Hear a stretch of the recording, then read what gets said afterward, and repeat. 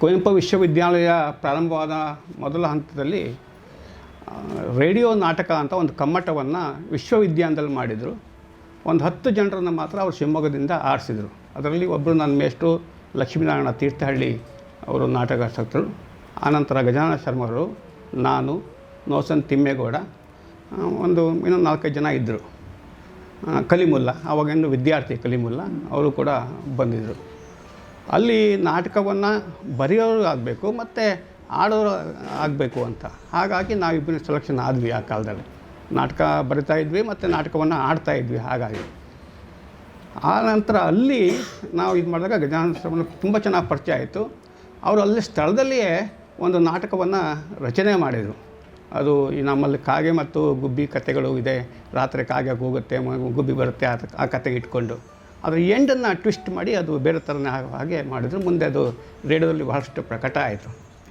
ಆಮೇಲೆ ಅವರ ಅನೇಕ ನಾಟಕಗಳಲ್ಲಿ ನಾನು ಪ್ರೇಕ್ಷಕನಾಗಿ ಸಾಕಷ್ಟು ನಾಟಕ ನೋಡಿದ್ದೆ. ಅವ್ರ ಮಕ್ಕಳ ನಾಟಕಗಳು ಸಾಕಷ್ಟು ಆಡ್ತಾಯಿದ್ರು. ಆ ಮಧ್ಯದಲ್ಲಿ ಅವರು ಟ್ರಾನ್ಸ್ಫರ್ ಆಗಿ ಹೋದ ನಂತರ ಯಾವ ರೀತಿಯ ಇದು ಇರಲಿಲ್ಲ. ಅನಂತರ ಅವ್ರ ಬಗ್ಗೆ ಪೇಪರ್ಗಳಲ್ಲಿ ಅಲ್ಲಿ ಇಲ್ಲಿ ನೋಡ್ತಾ ಇದ್ದೆ.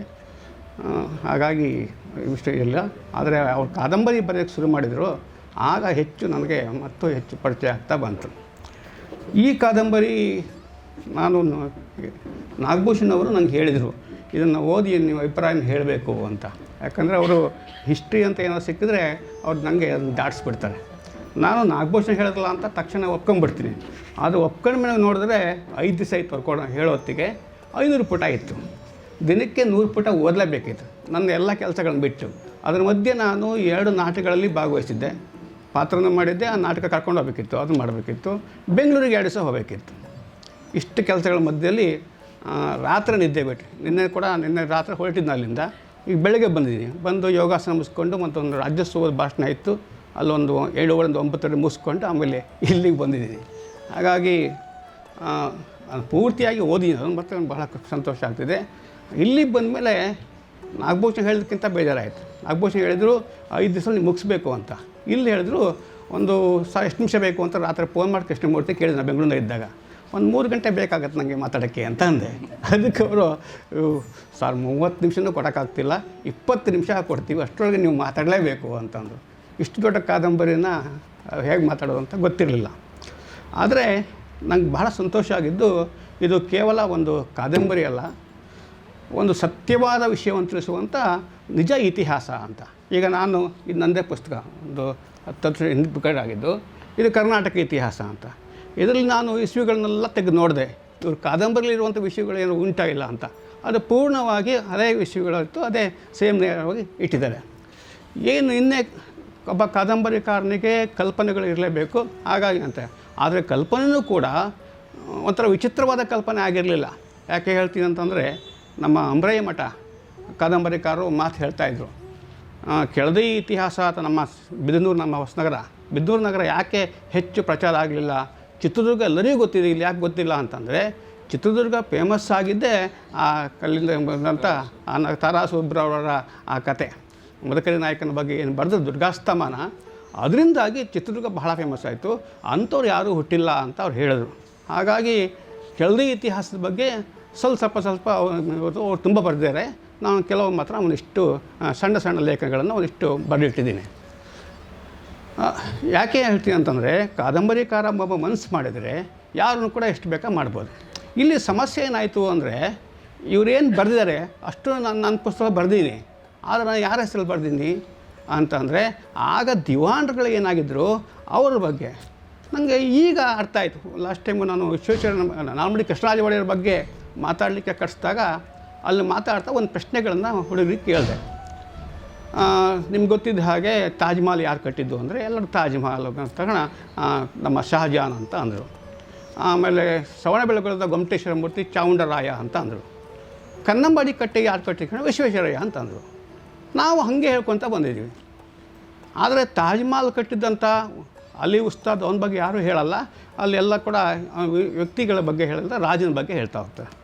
ಅದಿದ್ದೇ ಚಾವುಂಡರಾಯನ ಪ್ರತಿಮೆಯನ್ನು ಅಲ್ಲಿ ಏನು ಗೊಮ್ಮಟೇಶ್ವರ ಕೆತ್ತರು ಅರಿಷ್ಟ ನೇಮಿ ಅಂತ, ಅವನ ಹೆಸರು ಯಾರು ಹೇಳಲ್ಲ, ಚಾವುಂಡರಾಯ ಅಂತಾರೆ. ಆದರೆ ಕನ್ನಂಬಾಡಿ ಕಟ್ಟೆ ಕಟ್ಟಿದ್ದು ಯಾರು ಅಂತ ಕೇಳಿದಾಗ ಅಲ್ಲಿನ ಯಾರು ಇಂಜಿನಿಯರ್ ಆಗಿದ್ದ ವಿಶ್ವೇಶ್ವರ ಹೆಸರು ಹೇಳ್ತಾರೆ ವಿನಃ ಯಾರೂ ಕೂಡ ನಾಲ್ಮಡಿ ಕೃಷ್ಣರಾಜ ಒಡೆಯರ್ ಹೆಸರು ಹೇಳ್ತಾನೇ ಇಲ್ಲ. ಬಹುಶಃ ಆ ಥರದಲ್ಲೇ ಆಗಿ ನಾವು ಇದರಲ್ಲಿರುವಂಥ ಎಲ್ಲ ವಿಷಯಗಳನ್ನು ಕೂಡ ಪೂರ್ಣವಾಗಿ ಅಲ್ಲಿನ ದಿವಾನರುಗಳ ಬಗ್ಗೆ ಹೇಳ್ತೀವಿ ಅಣ್ಣ. ಈ ಕೆಂಪರಾಜಮಣಿ ಬಗ್ಗೆ, ಕೆಂಪ ನಂಜಮ್ಮಣಿ ಬಗ್ಗೆ, ಮಹಾರಾಣಿ ಬಗ್ಗೆ ಹೇಳ್ತಾ ಇರಲಿಲ್ಲ.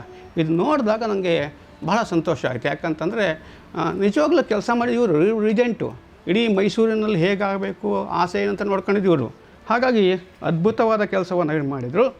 ನಿಮ್ಗೆ ಗೊತ್ತಿದ್ದ ಹಾಗೆ ಇವರು 1866ರಲ್ಲಿ ಹುಟ್ಟಿ ಇಂಗ್ಲೀಷು, ಕನ್ನಡ, ಸಂಸ್ಕೃತವನ್ನು ಕಲ್ತಿದ್ರು. ಯಾಕಂದರೆ ಆ ಕಾಲದಲ್ಲಿ ಇಂಗ್ಲೀಷ್ ಕಲಿಯೋ ಪ್ರಶ್ನೆನೇ ಇರಲಿಲ್ಲ, ಹೆಣ್ಮಕ್ಳು ಓದುವ ಪ್ರಶ್ನೆಗಳೇ ಇರಲಿಲ್ಲ.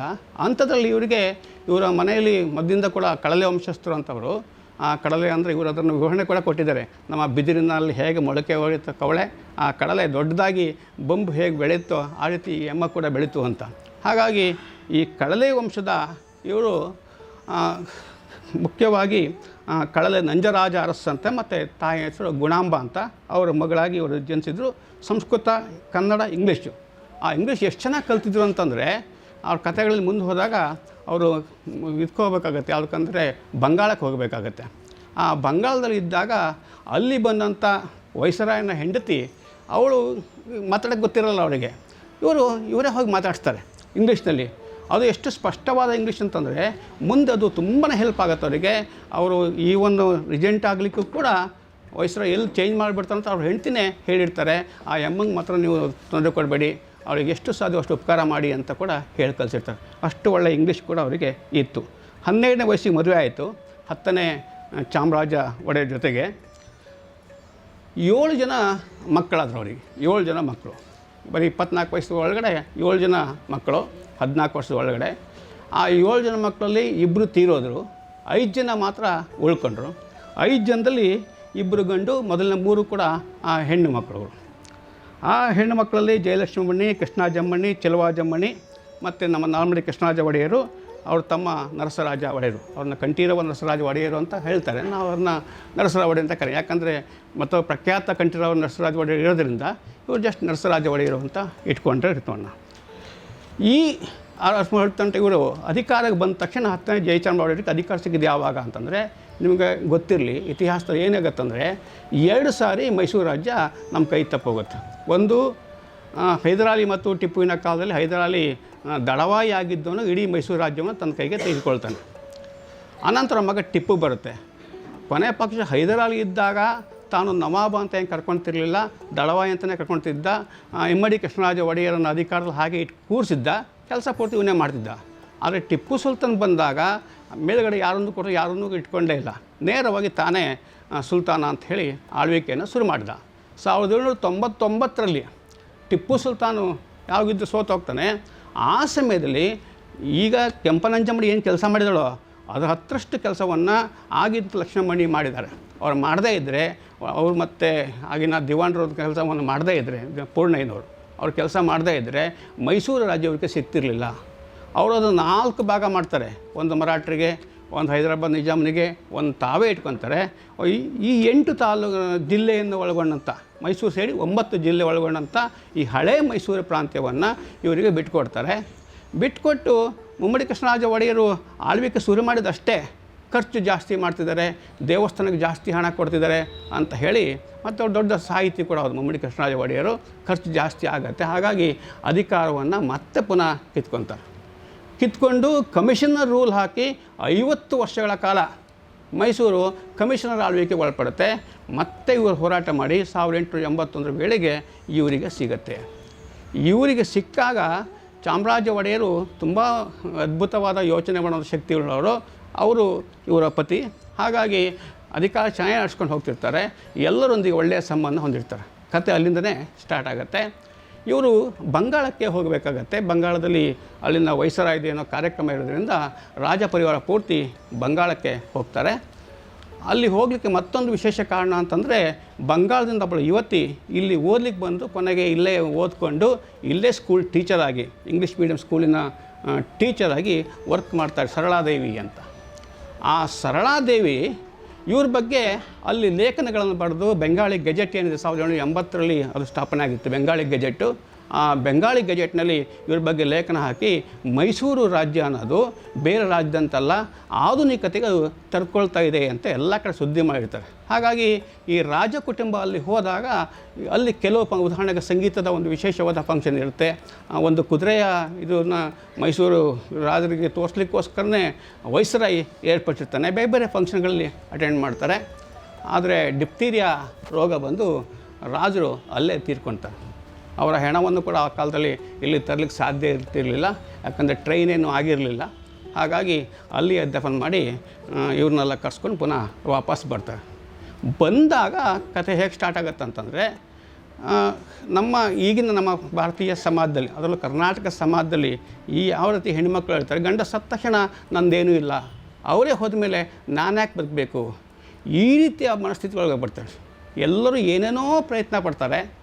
ಅದರಲ್ಲಿ ಇವರು ಅದ್ಭುತವಾದ ಸಾಧನೆ ಮಾಡಿದ್ದಾರೆ. ಕತೆ ಒಬ್ಬ ಸಾಹಿತಿಯಾಗಿ ಅಂತಂದರೆ ದಿವಾಣರು ಹೇಳ್ತಾರೆ, ಇವರು ಹೇಳ್ತಾರೆ, ವೆಂಕಟರಮಣ ಸಾಯಿ ಅಂತ ಒಬ್ಬರು ಹೇಳ್ತಾರೆ, ಅವ್ರು ಹೇಳ್ತಾರೆ, ತುಂಬ ಜನ ಹೇಳ್ತಾರೆ. ವೆಂಕಟಕೃಷ್ಣಯ್ಯನವರಂತೂ ಪ್ರಜಾಪ್ರತಿನಿಧಿ ಸಭೆಯ ಮೆಂಬರ್, ಅವ್ರ ಬಗ್ಗೆ ಬಹಳಷ್ಟು ಬರುತ್ತಿರಲಿ, ದೀರ್ಘ ವಿವರಣೆ ಬರುತ್ತೆ.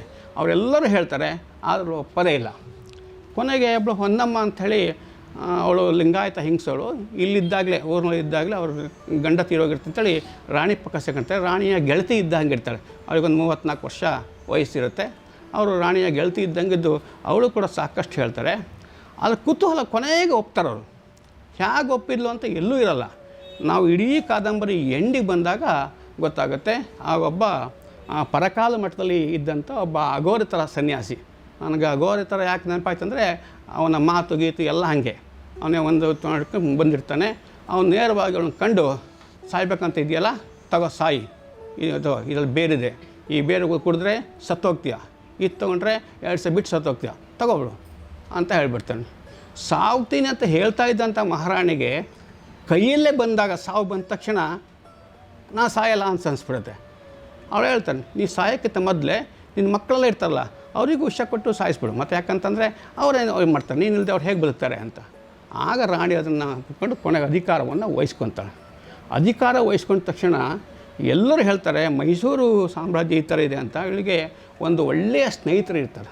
ಅದರಲ್ಲಿ ಯಾರು ಅಂತಂದರೆ, ನಮ್ಮ ಶಿವಮೊಗ್ಗದ ಮೆಗ್ಗಾನ್ ಆಸ್ಪತ್ರೆ ಅಂತ ಏನು ಹೆಸರಿದೆ, ಆ ಮೆಗಾನು ಮತ್ತು ಅವರ ಹೆಂಡತಿ, ಅವಳ ಹೆಸರು ಮಾರ್ಗರೈಟ್ ಅಂತ. ಅವಳ ಲೇಡಿ ಮೆಗಾನ್ ಅಂತಲೇ ಕರ್ಕೊಂಡು ಹೋಗ್ತಾರೆ. ಆ ಲೇಡಿ ಮೆಗಾನ್ ಮತ್ತು ಮೆಗಾನ್ ಅಂದರೆ ಇವಳ ಮೇಲೆ ಸಿಕ್ಕಾಪಟ್ಟೆ ಪ್ರಭಾವ ಬೀರ್ತಾರೆ. ಅದರಲ್ಲೂ ಕೂಡ ಬಾಲ್ಯ ವಿವಾಹ ನಿಷೇಧ ಬಗ್ಗೆ ಹೋರಾಟ ಮಾಡಿ 10ನೇ ಚಾಮರಾಜ ಒಡೆಯರು 1892ರಲ್ಲಿ ಬಾಲ್ಯ ವಿವಾಹ ನಿಷೇಧ ಅಂತ ಒಂದು ಕಾನೂನನ್ನೇ ಆ ಕಾಲದಲ್ಲಿ ಹೊರಡಿಸ್ತಾರೆ.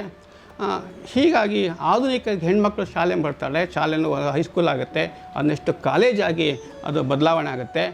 ಆದರೆ ವಿಶೇಷ ಅಂತಂದರೆ, ಇಡೀ ದೇಶದಲ್ಲಿ ಬ್ರಿಟಿಷರೇ ಆಳ್ತಾ ಇದ್ದಂಥ ಜಾಗದಲ್ಲೂ ಕೂಡ ಆ ರೀತಿಯ ಕಾಲೇಜುಗಳು ಆಗಿಲ್ಲ. ಅಷ್ಟು ಮಟ್ಟಿಗೆ ಇದಾಗಿರುತ್ತೆ. ಮತ್ತು ನಮ್ಮ ಪಕ್ಕದಲ್ಲಿ ತಿರುವಾಂಕೂರನ್ನ ಇದನ್ನು ಹೋಲಿಕೆ ಮಾಡ್ತಾ ಇರ್ತಾರೆ. ಆ ತಿರುವಾಂಕೂರು ಸಂಸ್ಥಾನ ಹೇಗಂತಂದರೆ, ಜಾತಿ ವ್ಯವಸ್ಥೆ ಎಷ್ಟು ಇರ್ತಂತಂದರೆ ದಲಿತರನ್ನು ಅಷ್ಟು ತುಳಿತಾ ಇರ್ತಾರೆ. ಅದರಲ್ಲಿ ಮುಂದೆ ಬರ್ತಾರೆ ಡಾಕ್ಟರ್ ಪಾಲ್ ಅಂತ ಒಬ್ಬರು, ಪಲ್ಪ್ ಅಂತ, ಪದ್ಮನಾಭ ಅಂತ ಪೂರ್ತಿ ಹೆಸರು. ಅವರು ದಲಿತ ಕುಟುಂಬದವರು. ತಿರುವಾಂಕೂರಿನವ್ರಿಗೆ ಅವಕಾಶ ಸಿಗದೆ ಅವರು ಇಲ್ಲಿಗೆ ಬರ್ತಾರೆ. ಅವರನ್ನು ಮಹಾರಾಣಿಯವರು ತಮ್ಮ ಆಸ್ಪತ್ರೆಯ ಮುಖ್ಯಸ್ಥರನ್ನು ಮಾಡ್ಕೊಳ್ತಾರೆ. ಆ ಕಾಲದಲ್ಲಿ ಪ್ಲೇಗ್ ರೋಗ ಮತ್ತು ಕಾಲರ ರೋಗ ಎಷ್ಟಿರುತ್ತೆ ಅಂದರೆ, ಬಾಂಬೆಗೆ ಬಂದು ಲಕ್ಷಾಂತರ ಜನ ಪ್ಲೇಗಿಂದ ಸತ್ತೋಗ್ತಾರೆ. ಇಲ್ಲೂ ಕೂಡ ಸಾಯೋ ಸನ್ನಿವೇಶದಲ್ಲಿ ಮೈಸೂರು ಮಹಾರಾಣಿ ಇವರು ಸಾಕಷ್ಟು ಕೆಲಸವನ್ನು ಮಾಡಿ ಇವ್ರ ಮುಖಾಂತರವಾಗಿ ಆ ಪ್ಲೇಗನ್ನು ಹೋಗ್ತಾ ಇರ್ತಾರೆ. ನಿಮ್ಗೆ ಗೊತ್ತಿದ್ದ ಹಾಗೆ ನಮ್ಮ ಸ್ವಾಮಿ ವಿವೇಕಾನಂದರು ಒಬ್ಬ ಸನ್ಯಾಸಿಯಾಗಿ ಏನೂ ಇಲ್ಲದೆ ಹಾಗೆ ಬಂದಿರ್ತಾರೆ. ಅವರು ಒಂದು ದಿವಸ ನೋಡಿದ್ರೆ ಆ ಸಂತೆ ಮೈದಾನದಲ್ಲಿ ಮಾರ್ಕೆಟ್ನಲ್ಲಿ ಕೂತಿರ್ತಾರೆ. ಮೈ ತುಂಬ ಗುಳ್ಳೆ ಎದ್ದು ಇರ್ತಾರೆ. ನೋಡಲಿಕ್ಕೆ ತುಂಬ ಚೆನ್ನಾಗಿರ್ತಾರೆ. ಹಾಗಾಗಿ ಆ ಡಾಕ್ಟರ್ ಪಲ್ಪ್ ಹೋಗಿ ಅವ್ರು ಮಾತಾಡ್ತಾರೆ, ಯಾರು ನೀವು ಏನಂತ. ನಾನು ಬಂಗಾಳದ ಬಂದು ಸನ್ಯಾಸಿ ಅಂತ ಹೇಳ್ತಾರೆ. ನೀವು ಇಲ್ಲಿರಬಾರ್ದು, ಔಷಧಿ ಕೊಡ್ತೀವಿ. ಇಲ್ಲ, ನಂಗೆ ಔಷಧಿ ಏನು ಬೇಡ ಅಂತಾರೆ. ಇಲ್ಲ ಸ್ವಾಮಿ, ಬೇರೆದಕ್ಕಲ್ಲ, ನಮ್ಮ ಮಹಾರಾಜರೆಲ್ಲ ತುಂಬ ಸ್ಟ್ರಿಕ್ಟ್ ಇದ್ದಾರೆ ಇಲ್ಲಿ, ನಿಮ್ಮಿಂದ ಉಳಿದೋರಿಗೆ ಕಾಯಿಲೆ ಹಬ್ಬತ್ತೆ, ನೀವು ಬನ್ನಿ ಅಂತ ಕರ್ಕೊಂಡೋಗಿ ಅವರ ಸಿಡುಬು ರೋಗವನ್ನು ಗುಣ ಮಾಡ್ತಾರೆ. ಕೊನೆಗೆ ಅವ್ರನ್ನ ಮಹಾರಾಣಿಗೆ ಪರಿಚಯ ಆಗುತ್ತೆ, ಮಹಾರಾಜರಿಗೆ ಪರಿಚಯ ಆಗುತ್ತೆ. ಇಷ್ಟು ಹಣ ಕೂಡ ಕೊಟ್ಟು ಅವರನ್ನು ಅಮೇರಿಕದ ಚಿಕಾಗೋ ನಗರಕ್ಕೆ ಅವ್ರನ್ನ ಕಳಿಸ್ಕೊಡ್ತಾರೆ. ಅಲ್ಲಿನ ವಿಷಯ ನಿಮ್ಗೆ ಗೊತ್ತಿದೆ, ಅವರೆಷ್ಟು ಫೇಮಸ್ ಆದಂಥ. ಅವ್ರನ್ನ ಉದ್ದನೆಯ ದೀರ್ಘವಾದ ಒಂದು ಪತ್ರವನ್ನು ಬರೀತಾರೆ. ಆ ಪತ್ರದಲ್ಲಿ ಮೈಸೂರು ಮಹಾರಾಜರನ್ನು, ಮೈಸೂರು ಸಂಸ್ಕೃತಿಯನ್ನು ಸಾಕಷ್ಟು ಹೊಗಳ್ತಾರೆ. ಅದರ ಬಗ್ಗೆ ವಿಶೇಷವಾಗಿ ಬರೆದು ನಾನು ಓದ್ತಿದ್ದ ಹಾಗೆ ನಮ್ಮ ಮೈಸೂರಿನ ಬಗ್ಗೆ ಹೆಮ್ಮೆ ಆಗುವಷ್ಟು ಮಟ್ಟಿಗೆ ಬರೀ ಕೆಂಪನಂಜಮ್ಮನಿ ಬಗ್ಗೆ ಅಲ್ಲ, ಇಡೀ ಮೈಸೂರು ವ್ಯವಸ್ಥೆಯ ಬಗ್ಗೆ ಸಾಕಷ್ಟು ಹೆಮ್ಮೆ ಆಗುತ್ತೆ ನಮಗೆ ಇದು ಹೋದರೆ. ಅದನ್ನು ಕೂಡ ಇದರಲ್ಲಿ ತುಂಬ ಚೆನ್ನಾಗಿ ಅದ್ಭುತವಾಗಿ ತೋರಿಸ್ತಾ ಹೋಗಿದ್ದಾರೆ. ಅನಂತರ ನಾವು ಅವಳ ಕೆಲಸ ಕಾರ್ಯಗಳು, ಉದಾಹರಣೆಗೆ ಮಾರಿಕಣಿವೆ ಜಲಾಶಯ ನಮ್ಮ ದೇಶದ ಬಹಳ ದೊಡ್ಡ ಸಮಸ್ಯೆ ಏನಂತಂದರೆ, ಕರ್ನಾಟಕ ಸಮಸ್ಯೆನೂ ಹೌದು, ಮೈಸೂರು ಸಮಸ್ಯೆನೂ ಹೌದು. ಇಲ್ಲಿ ಏನಾಗಿತ್ತು ಅಂದರೆ ಮೂಢನಂಬಿಕೆಗಳು.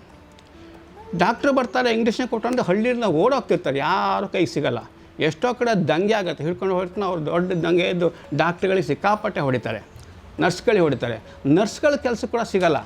ಆದರೆ ಮೆಗಾನ್ ಆಸ್ಪತ್ರೆಯಲ್ಲಿ ಅವರು ಇಲ್ಲಿ ಕೆಲಸ ಮಾಡ್ತಿರುವಾಗ ಇಲ್ಲಿ ಕಾಯಿಲೆ ಬಂದಿರುತ್ತೆ, ಅವರು ತಾಲೂಕಿಗೆ ಒಂದೊಂದು ಮಿಡ್ವೈಫ್ ಅವರು ಬೇಕು ಅಂತ ಕೂತ್ಕೊತಾರೆ. ಒಂದು ತಾಲೂಕಿಗೆ, ಈಗ ನಮ್ಮಲ್ಲಿ 8 ತಾಲೂಕು ಅಂತ ಈಗಿದ್ದರೆ ಆ 8 ತಾಲೂಕಿಗೆ 8 ಜನ ಮಿಡ್ವೈಫ್ ಅವರು ಬೇಕು ಅಂತ ಕೇಳಿದ್ರೆ ಒಬ್ಬರು ಮಿಡ್ವೈಫಿಗೆ ಸಿಗೋದೇ ಇಲ್ಲ. ಯಾಕೆ ಸಿಗಲ್ಲ ಅಂತಂದರೆ ಆ ನರ್ಸ್ ಕೆಲಸ ಅನ್ನೋದೇ ಇವರು ಬಹಳ ಭೀತಿಯಿಂದ ಕೂಡ್ತಾರೆ ಮತ್ತು ಕೆಟ್ಟ ಕೆಲಸ ಅಂದ್ಕೊಂಡಿರ್ತಾರೆ.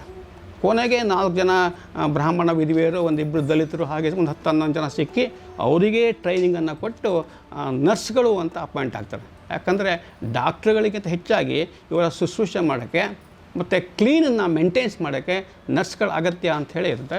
ಅದ್ರ ಬಗ್ಗೆ ತುಂಬ ಅದ್ಭುತವಾಗಿ ಇದರಲ್ಲಿ ಒಂದು ಸುಮಾರು ಒಂದು 20-25 ಪುಟದಲ್ಲಿ ಇವರ ಮೂಢನಂಬಿಕೆ ಹೇಳಿದ್ದಾರೆ. ಅದೇ ಮೂಢನಂಬಿಕೆ ಮಾರಿಕಣಿವೆಯಲ್ಲೂ ಕೂಡ ಆಗುತ್ತೆ. ಯಾರೋ ಪುಣ್ಯಾತ್ಮ ಹೇಳಿಬಿಡ್ತಾನೆ, ಮಾರಿಕಣಿವೆಯಲ್ಲಿ ಏನು ತಿಳ್ಕೊಂಡ್ಯಾ, ಮಾರಮ್ಮನಿಗೆ ಬಲಿ ಕೊಡದೇ ಇದ್ದರೆ ಇಲ್ಲಿ ಯಾವ ಡ್ಯಾಮು ಕಟ್ಟೋಕ್ಕಾಗಲ್ಲ ಅಂತ. ಹೀಗೆ ಬಲಿ ಕೊಡ್ತಾರೆ, ಬಲಿ ಕೊಡಲ್ಲ ಅಂತ ಸುದ್ದಿಯಿಂದನೇ ಕೆಲಸಗಾರ ಯಾರು ಬರೋಲ್ಲ.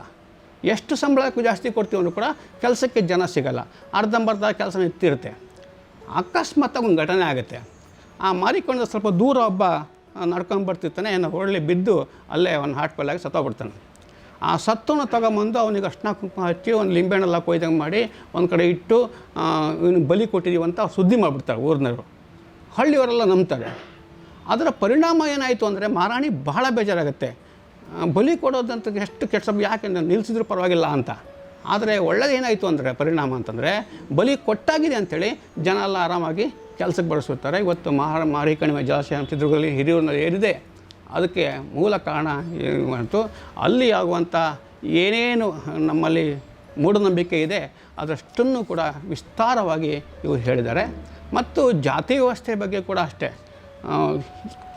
ಶರ್ಮಾ ಅಂತ ಹೇಳಿದ್ರು ಕೂಡ ಅವರು ಯಾವ ಜಾತಿಯವರನ್ನು ಕೂಡ ಏನು ಮೇಲ್ವರ್ಗದವರು ಅವಾಗ ತುಳಿತಾ ಇದ್ದರು ಅದ್ರ ಬಗ್ಗೆ ಬಹಳ ಕಟುವಾದ ಮಾತುಗಳಲ್ಲಿ ಲೇಖಕ ಪಾತ್ರಗಳ ಮುಖಾಂತರ ಆ ಮಾತುಗಳಲ್ಲಿ ಅವರಿಗೆ ಬಯಸಿದ್ದಾನೆ. ಮತ್ತು ಇವಳು ಕೂಡ ಅಷ್ಟೇ, ಮೆಗಾನ್ ಹೆಂಡತಿ ಲೇಡಿ ಮೆಗಾನ್ ಕೂಡ ತುಂಬ ತೀಕ್ಷ್ಣವಾಗಿ ಈ ಅಮ್ಮನಿಗೆ ಕೆಂಪರಾಜಮ್ಮನಿಗೂ ಸೇರಿಸಿ ಇಷ್ಟು ಕೂಡ ಬೈಯುವುದರ ಮುಖಾಂತರವಾಗಿ ಸಾಮಾಜಿಕ ವ್ಯವಸ್ಥೆಯಲ್ಲಿ ಹೇಗೆ ಬದಲಾವಣೆ ಆಗಬೇಕು ಅಂಥೇಳಿ ಸಾಕಷ್ಟು ವಿಷಯಗಳನ್ನು ಇಲ್ಲಿ ಹೇಳಿದ್ದಾರೆ. ನೆಕ್ಸ್ಟು ಆ ವಿಕ್ಟೋರಿಯಾ ಆಸ್ಪತ್ರೆ ಕಟ್ಟುವಾಗ ಅಲ್ಲಿ ಲಾರ್ಡ್ ವೈಸ್ರಾಯ್ ಕರ್ಜನ್ ಇರ್ತಾನೆ. ಕರ್ಜನ್ ಏನು ಮಾಡ್ತಾನೆ ಅಂತ ವಯಸ್ಸರಾಗಿದ್ದಾಗ ನಿಮ್ಗೆ ಗೊತ್ತಿರ್ಬೋದು, ರಿಪ್ಪನ್ ಮತ್ತು ಕರ್ಜನ್ನಲ್ಲಿ ಕರ್ಜನ್ ಅತ್ಯಂತ ಕೆಟ್ಟ ಮನುಷ್ಯ ವೈಸ್ರಾಯ್ಗಳಲ್ಲಿ, ರಿಪ್ಪನ್ ಅಷ್ಟೇ ಒಳ್ಳೆಯ ಮನುಷ್ಯ. ಹಾಗಾಗಿ ರಿಪ್ಪನನ್ನು ಸ್ಥಳೀಯ ಸಂಸ್ಥೆಗಳ ಪಿತಾಮಹ ಅಂತ ಕರೀತಾರೆ. ಲೋಕಲ್ ಸೆಲ್ಫ್ ಗೌರ್ಮೆಂಟ್ ಇವತ್ತು ಏನಿದೆ ಅದರ ಪಿತಾಮಹ ಲಾರ್ಡ್ ರಿಪ್ಪನ್. ಅಷ್ಟೇ ಆಪೋಸಿಟ್ ಆಗಿದ್ದು ಲಾರ್ಡ್ ಕರ್ಜನ್. ಈ ಕರ್ಜನ್ ಏನು ಮಾಡ್ತಾನೆ, ವಿಕ್ಟೋರಿಯಾ ರಾಣಿ ಹೆಸರಿನಲ್ಲಿ ನೀವೆಲ್ಲ ಏನಾದರೂ ಮಾಡಬೇಕು ಅಂತ ಕೂತ್ಕೊಳ್ತಾಳೆ. ಎಲ್ಲ ರಾಜರಿಗೂ ಇದು ಕಳಿಸ್ಬಿಡ್ತೀವಿ, ವಿಕ್ಟೋರಿಯಾ ರಾಣಿದು ಜನ್ಮದಿನೋತ್ಸವ ಇದೆ, ಹಾಗಾಗಿ ಭಾರತ ಸರ್ಕಾರದಲ್ಲಿ ನೀವೆಲ್ಲ ಏನೇನು ಮಾಡಬೇಕು ಅಂತ.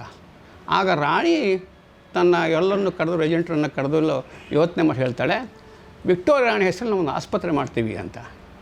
ಆಸ್ಪತ್ರೆ ಕಟ್ಟಬೇಕಂತ ಇವರಿಗಿರುತ್ತೆ, ಹೆಸರು ಮಾತ್ರ ವಿಕ್ಟೋರಿಯಾ ಹೆಸರು ಮುಗೀತು. ಹಾಗಾಗಿ ಕೊನೆಗೆ ಲಾರ್ಡ್ ಕರ್ಜನ್ನೇ ಅದನ್ನು ಬಂದು ಓಪನ್ ಮಾಡ್ತಾನೆ, ಇದನ್ನು ಮತ್ತು ಉದ್ಘಾಟನೆ ಮಾಡ್ತಾನೆ. ಅಷ್ಟು ಒಳ್ಳೆಯ ಆಸ್ಪತ್ರೆ ಆಗಿರುತ್ತೆ. ಆ ಕಾಲದಲ್ಲಿ ಇಡೀ ಭಾರತದಲ್ಲಿಯೇ ಸರ್ಕಾರಿ ಆಸ್ಪತ್ರೆ ಅಂತ ಅಂದರೆ ಅಷ್ಟು ದೊಡ್ಡ ಆಸ್ಪತ್ರೆ ಅಂದರೆ ಅದು ಬೆಂಗಳೂರು ವಿಕ್ಟೋರಿಯಾ ಆಸ್ಪತ್ರೆ ಆಗಿತ್ತು. ಟಾಟಾರವರು ಇಲ್ಲಿಗೆ ಬಂದಾಗ ಅವರನ್ನು ಕೂಡ ಅಷ್ಟೇ, ಟಾಟಾರವರು ನಾವು ಭಾರತದಲ್ಲಿ ಏನಾದ್ರು ಒಂದು ಮಾಡಬೇಕಂತ ಮಾಡಿದ್ವಿ, ಹಣನೆಲ್ಲ ನಾವು ಇದು ಮಾಡ್ತೀವಿ, ನೀವು ಏನೇನು ಸಹಾಯ ಮಾಡೋಕ್ಕಾಗತ್ತೆ ಅಂತ ಒಂದು ಜನರಲಾಗಿ ಒಂದು ರೂಲ್ ಮಾಡ್ತಾರೆ. ಆವಾಗ ರಾಣಿ ಮತ್ತು ಇವರು ಯೋಚನೆ ಮಾಡಿ ದಿವಾಣರು ಯೋಚನೆ ಮಾಡಿ ಏನು ಮಾಡ್ತಾರೆ ಅಂದರೆ, ಆ ರೀತಿ ಮಾಡೋ ಬದಲು ಒಂದು ಹೊಸ ಮಾಡೋಣ ಅಂಥೇಳಿ ನಾವು ಜಾಗ ಕೊಡ್ತೇವೆ ಅಂತ. ಜಾಗ ಇವ್ರು ಕೊಟ್ಟರು ಅವ್ರು ಎಲ್ಲಿ ಕಟ್ಟಬೇಕು?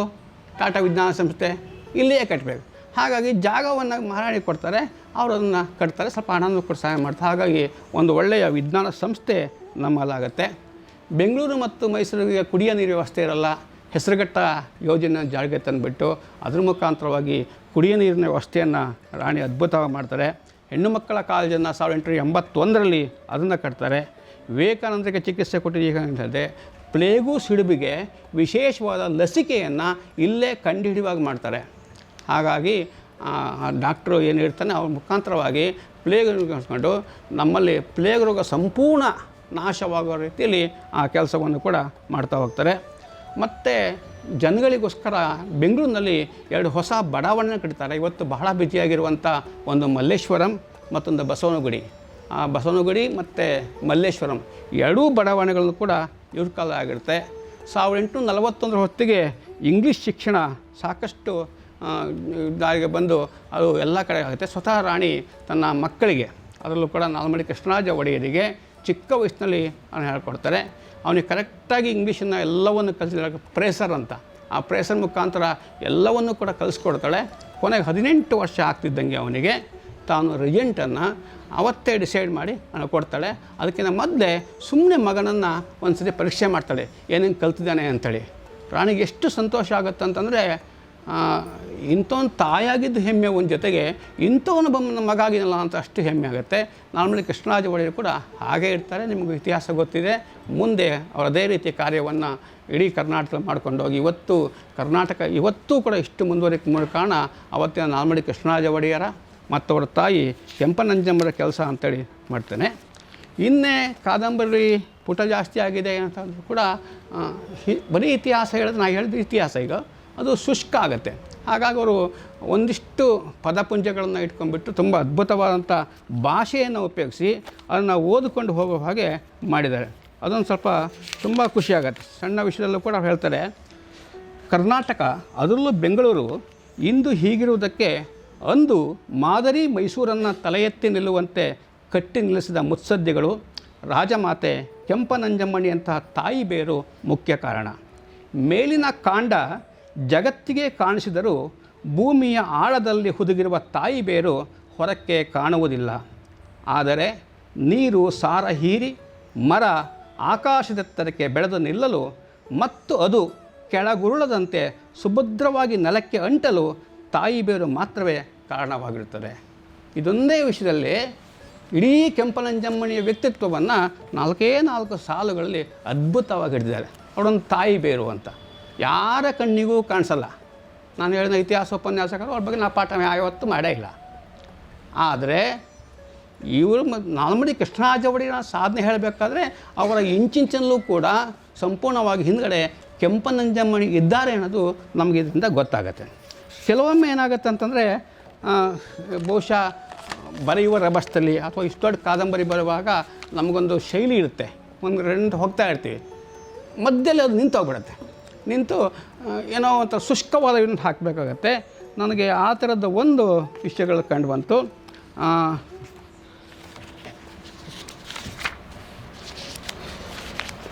ಪದೇ ಪದೇ ಹೊನ್ನವಿಯನ್ನು ಕರೆದು ಮುಖ ತೊಳೆಯಲು ದೊಡ್ಡ ಪಾತ್ರೆಯೊಂದರಲ್ಲಿ ಬಿಸಿ ನೀರು ಸಿದ್ಧ ಮಾಡಿ ತರಲು ಹೇಳಿ ಬಟ್ಟೆಯನ್ನು ಬಿಸಿ ನೀರಿಗೆ ಅದ್ದಿ ಹಿಂಡಿ ಮಹಾರಾಜರ ಮುಖ, ಕುತ್ತಿಗೆ, ಎದೆ, ಕೈಕಾಲನ್ನು ಒರೆಸಿದರು. ಬಾಯಿಗೆ ಬಿಸಿ ನೀರು ಹಾಕಿ ಮುಕ್ಕಳಿಸಲು ಹೇಳಿದರು. ಮಂಚದ ಮೇಲೆ ಕೂರಿಸಿ ಬಿಸಿ ನೀರು ಕುಡಿಸಿ ಹೊನ್ನವೆಗೆ ಬಿಸಿ ಹಾಲು ತರಲು ಹೇಳಿದರು. 1-2 ಗುಟುಕು ಹಾಲು ಮತ್ತು ಔಷಧವನ್ನು ಕುಡಿಸಿ. ಹಿಂಗೆ ಸ್ಟಾರ್ಟ್ ಆಗುತ್ತೆ.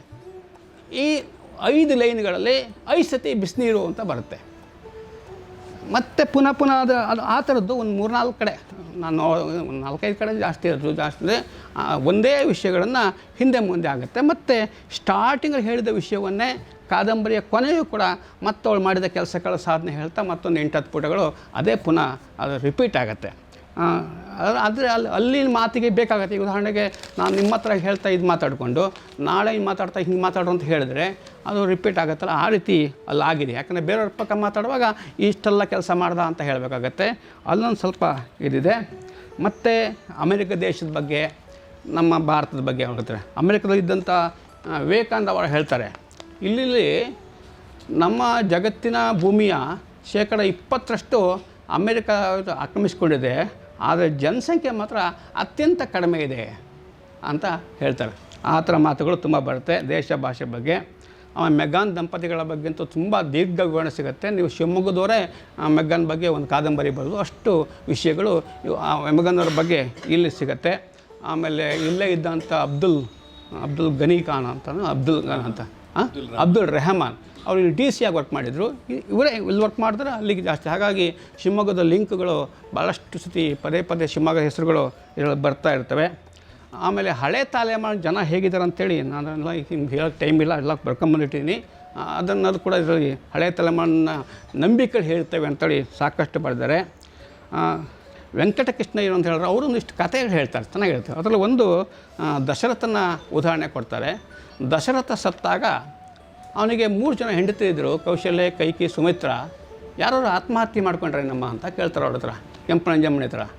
ಇಷ್ಟೆಲ್ಲ ನಿಂಗೆ ಗೊತ್ತಲ್ಲ, ಹಳೇದು ಉಳಿಬಾರ್ದು, ರಾಜನೇ ಹೋದ್ಮೇಲೆ ನಾ ಯಾಕೆ ಉಳಿಬೇಕು ಅಂತೆಲ್ಲ. ದಶರಥನಷ್ಟು ದೊಡ್ಡ ರಾಜ ಏನಲ್ಲ ನಿಮ್ಮ ಗಂಡ, ಅವನು ತೀರ್ಕೊಂಡ, ಯಾರೂ ಆತ್ಮಹತ್ಯೆ ಮಾಡ್ಕೊಳ್ಳಿಲ್ಲ. ಅದರ ಬದಲಿಗೆ ರಾಮನಿಗೆ ಪಟ್ಟ ಕೊಟ್ಟರು. ಅದು ಒಂದು ಉದಾಹರಣೆ ಕೊಡ್ತಾರೆ. ಇನ್ನೊಂದು ಕಡೆ ಉದಾಹರಣೆ ಕೊಡ್ತಾ, ನೀನು ಯಾಕೆ ನೀವು ಬಿಟ್ಟು ಹೋಗ್ತಿದ್ಯಾ, ಭರತ ಏನು ಮಾಡ್ದ ಹೇಳು, ಒಪ್ಕೊಂಡ. ಒಪ್ಕೊಂಡು ರಾಜ್ಯಭಾರ ಆಡ್ದ. ರಾಮ ಬಂದ ತಕ್ಷಣ ಬಿಟ್ಕೊಟ್ಟ. ಹಾಗೆ ನೀನು ರೀಜೆಂಟ್ ಆಗು, ಅವನಿಗೆ ಯೋಗ್ಯತೆ ಬರುತ್ತೆ. ಯೋಗ್ಯತೆ ಬಂದಾಗ ಬಿಟ್ಕೊಡು ಅಂಥೇಳಿ ಈ ರಾಮಾಯಣ ಮತ್ತು ಮಹಾಭಾರತದ ಕಥೆಗಳನ್ನೆಲ್ಲ ಅವ್ರು ಮಾತಾಡಿದ್ರೋ ಬಿಟ್ಟರೋ ಗೊತ್ತಿಲ್ಲ, ಇವರಂತೂ ಅದನ್ನು ಬಹಳ ನೇರವಾಗಿ ಎಲ್ಲಿಗೆ ಹೊಂದತ್ತೋ ಆ ರೀತಿ ಅದನ್ನು ಹೇಳ್ತಾ ಹೋದರು. ಭರತ ರಾಮನ ಪಾದುಕೆಯನ್ನು ಇಟ್ಕೊಂಡಾಗಲಿ, ಲೌಕಿಕತೆ ಹೇಗಿರುತ್ತೆ, ಬರಗಾಲ ಬಂದಾಗ ಎಷ್ಟು ಕಷ್ಟ ಆಗ್ತಿತ್ತು ಅಂತ ಅದರಲ್ಲೂ ಕೂಡ ಫ್ಯಾಕ್ಟ್ರಿ ಕಟ್ಟಿದಾಗ ಫ್ಯಾಕ್ಟ್ರಿ ಒಳಗೆ ಹೋಗುವಾಗ ಸ್ಟಾರ್ಟಿಂಗಲ್ಲಿ ಕರೆಂಟ್ ಇರಲಿಲ್ಲ. ಆ ಕಾಲದಲ್ಲಿ ಜನಗಳು ಬುಟ್ಟಿಯಿಂದ ಇಳಿಬೇಕಿತ್ತು. ಅದು ಇದ್ದಾಗ ಒಂದು ಹಾಗೆ ಕುಸ್ತೋಗ್ಬಿಡ್ತಿತ್ತು. ಸಾಕಷ್ಟು ಜನ, 100 ಜನ ಅಲ್ಲಿ ಒಳಗಡೆ ಸತ್ತೋಗಿದ್ದಾರೆ. ಅವ್ರು ಸತ್ತಿದಾರೋ ಇಲ್ಲೋ ಏನೂ ಕೂಡ ಗೊತ್ತಾಗದಂಥ ಸ್ಥಿತಿ. ಗವಿ ಅಂದರೆ ಗವಿ, ಏನೂ ಕೂಡ ಕತ್ತಲ ಕಾಣಿಸಲ್ಲ. ಜೊತೆಗೆ ಇವರು ಬರೆದ್ರ ಮೇಲೆ ನಂಗೆ ಗೊತ್ತಾಯಿತು, ಇವಾಗ ನಮ್ಮ ಕಲ್ಪನೆ ಇಲ್ಲ. ಅದ್ರ ಕೆಳಗಡೆ ಜನ ಬದುಕಿರ್ತಾರಲ್ಲ, ಅವರು ಟಾಯ್ಲೆಟ್ಗಳಿಗೆಲ್ಲ ಹೋಗ್ತಿದ್ರು, ಊಟ ಯಾರು ಮಾಡ್ತಿದ್ರು, ಅವ್ರಿಗೆ ಕುಡಿಯೋ ನೀರಿನ ವ್ಯವಸ್ಥೆ ಹೇಗೆ, ಇದೆಲ್ಲ ಯೋಚನೆ ಮಾಡಿದ್ರೆ ಅದು ಭಯಾನಕವಾದಂಥದ್ದು. ಈ KGFನಲ್ಲಿ ಏನು ಸ್ಟಾರ್ಟಿಂಗ್ ತೋರಿಸ್ತಾರೆ ಅದಕ್ಕಿಂತ ಭಯಾನಕವಾದೇನಾಗಿದ್ದರೆ ಅಷ್ಟು ಭಯಾನಕವಾಗಿ ಅದನ್ನು ಅಲ್ಲಿ ನಿಲ್ಲಿಸಿದ್ದಾರೆ. ಅದು ವೆಂಕಟಕೃಷ್ಣಯ್ಯ ಅನ್ನೋರ ಮುಖಾಂತರ ಮಹಾರಾಣಿಗೆ ಅವ್ರು ಹೇಳ್ತಾ ಹೋಗ್ತಾರೆ, ನೀವೇನೋ ಒಪ್ಪಿಗೆ ಕೊಟ್ಬಿಟ್ರಿ, ಇಡೀ ಬೆಂಗಳೂರಿನಲ್ಲಿ ಕರೆಂಟ್ ತಯಾರು ಮಾಡಿದ್ದು ನಾವು, ನಮ್ಮ ಬೆಂಗಳೂರಿಗೆ ಇಲ್ಲ, ಮೈಸೂರಿಗಂತೂ ಇಲ್ಲವೇ ಇಲ್ಲ, ಕೋಲಾರಕ್ಕೆ ಕೊಟ್ಟಿರಿ. ಅದು ಯಾರಿಗೆ, ಬ್ರಿಟಿಷ್ ಕಂಪ್ನಿಗೆ. ನಿಮಗೆ ದುಡ್ಡು ಸಿಗುತ್ತೆ, ರಾಜ ಸಿಗುತ್ತೆ ಅಂತ ಉದ್ದೇಶ ಹಿಂಗೆ ಕೊಟ್ರಿ ಅಂತ. ಕೊನೆಗೆ ರಾಣಿ ಸಮರ್ಥನೆ ಮಾಡಿಕೊಳ್ಳುವಾಗ ಯಾಕಾಗಿ ಕೊಟ್ಟೆ ಅಂತ ಹೇಳಿ ಒಂದು ದೊಡ್ಡ ಉದಾಹರಣೆ ರಾಣಿ ಕೂಡ ಕೊಡ್ತಾಳೆ. ಇವತ್ತು ನಮ್ಮ ಊರು ಹಿಂಗಿರ್ಬೋದು ಅಂತ ಹೇಳಿ ಒಂದು ಇದನ್ನೇ ಇಟ್ಟಿರ್ತಾರೆ ಮೈನಾಗಿ. ಉದಾಹರಣೆಗೆ 1881ರಲ್ಲಿ ಬರೀ 24 ಆಸ್ಪತ್ರೆ ಇತ್ತು. ಇಡೀ ರಾಜ್ಯದಲ್ಲಿ 24 ಆಸ್ಪತ್ರೆ 1881ರಲ್ಲಿ. 1899ಗೆ 129 ಆಸ್ಪತ್ರೆ ಆಗಿತ್ತು. ಹಾಗಾಗಿ ಇಷ್ಟೆಲ್ಲ ಬೆಳಲಿಕ್ಕೆ ಹೇಗೆ ಸಾಧ್ಯ ಅಂತ ರಾಣಿ ತನ್ನ ಕೆಲವು ಪ್ರಶ್ನೆಗಳನ್ನು ಇಡ್ತಾ ಹೋಗ್ತಾಳೆ. ಬಾಲ್ಯ ವಿವಾಹ ಕಾಯ್ದೆಯನ್ನು 1892ರಲ್ಲಿ ಅವರು ತೆಗೆದು ನಾಶ ಮಾಡಿದ್ರು. ಅದಕ್ಕೂ ಮೊದಲೇ 1891ರಲ್ಲಿ 10 ವರ್ಷದ ಒಳಗಿನ ಮಕ್ಕಳು 18,072 ಜನಿಗೆ ಮದುವೆ ಆಗಿತ್ತು. 18,072 ಜನ ಮದುವೆ ಆಗಿದ್ದರು. 1901ರಲ್ಲಿ ಅಂದರೆ ಕೇವಲ 10 ವರ್ಷ ಈಚೆಗೆ 7,130ಕ್ಕೆ ಇಳಿತು. ಇದು ಸಾಧನೆ ಅಲ್ವೇ ಅಂತ ಕೇಳಿದಾಗ ವೆಂಕಟಕೃಷ್ಣಯ್ಯನವರು ಕೂಡ ಸರಿಯಮ್ಮನೆ ಹೇಳ್ತಿರೋದು ಅಂತ ಹೇಳಿ ಅಂತಾರೆ. ಹಾಗಾಗಿ ಕೆಂಪನಂಜಮ್ಮನಿ ಬಗ್ಗೆ 3 ಮಾತುಗಳನ್ನು ಹೇಳ್ತಾರೆ ಇವರು. ಒಂದು, ಅವರು ಒಬ್ಬ ಒಳ್ಳೆಯ ಗಂಡನ ಹೆಂಡತಿ, ಚಾಮರಾಜ ಒಡೆಯರ ಹೆಂಡತಿಯಾಗಿ, ನಾಲ್ಮಡಿ ಕೃಷ್ಣರಾಜ ಒಡೆಯರ ತಾಯಿಯಾಗಿ, ಜಯಚಾಮರಾಜ ಒಡೆಯರ ಅಜ್ಜಿಯಾಗಿ 3 ಹಂತಗಳು ಕೂಡ ಸಾಕಷ್ಟು ಕೆಲಸವನ್ನು ಮಾಡಿದರು. ಆದರೆ ಕಾದಂಬರಿಗೆ ಎಲ್ಲೂ ಕೂಡ ಹೊಡೆತ ಬೀಳಬಾರ್ದು ಅಂತ ಹೇಳಿ ಅವಳು ಏನು ರಿಜೆಂಟ್ ಆಗಿದ್ದರೆ ಅಲ್ಲಿಂದ ಹಿಡಿದು ಯಾವ ರಾಜೀನಾಮೆ ಕೊಡ್ತಾರೆ ಅಲ್ಲಿ ತನಕ ಮಾತ್ರ ಅವಳ ಜೀವನದ ಇತಿಹಾಸವನ್ನು ಬರೆದಿದ್ದಾರೆ. ಇವರು ಯಾವ ವಿಷಯ ಟಚ್ ಮಾಡ್ತಾರೋ ಅದು ಕೂಡ ದೊಡ್ಡ ದೊಡ್ಡ ಕಾದಂಬರಿನೇ ಆಗುತ್ತೆ. ಅಷ್ಟು ಆಳವಾದಂಥ ಅಧ್ಯಯನ ಅನ್ನೋದು ಈ ಕಾದಂಬರಿಲಿದೆ. ಇಂಥ ಒಂದು ಮಹಾನ್ ಕೃತಿಯನ್ನು ನಮ್ಮ ಓದುಗರಿಗೆ ಕೊಟ್ಟಂಥ ಮಿತ್ರರಾದಂಥ ಗಜಾನನ ಶರ್ಮವರಿಗೆ ಕೂಡ ನಾನು ಮತ್ತೊಮ್ಮೆ ಅಭಿನಂದಿಸಿ ಮಾತು ಮುಗಿಸ್ತೇನೆ. ನಮಸ್ಕಾರ.